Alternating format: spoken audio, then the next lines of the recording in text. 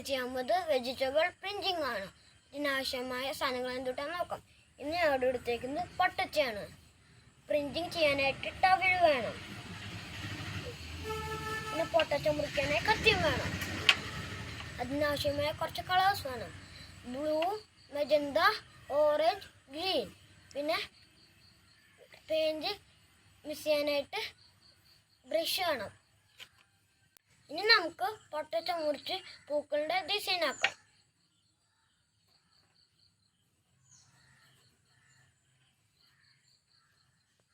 ഞാനിവിടെ 2 ഫ്ലവേഴ്സിൻ്റെ 2 ലീഫിൻ്റെ ഡിസൈനാണ് ഉണ്ടാക്കിയത്. ഇനി നമുക്ക് പ്രിൻറ്റിങ് തുടങ്ങിയാലോ.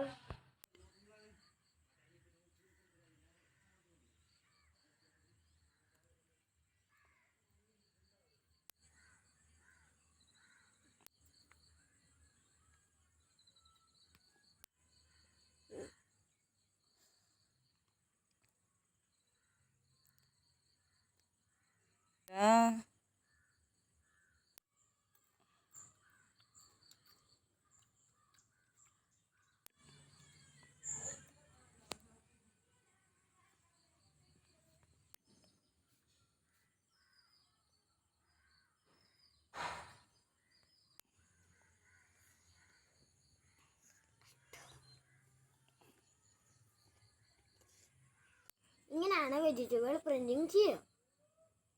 Thank you.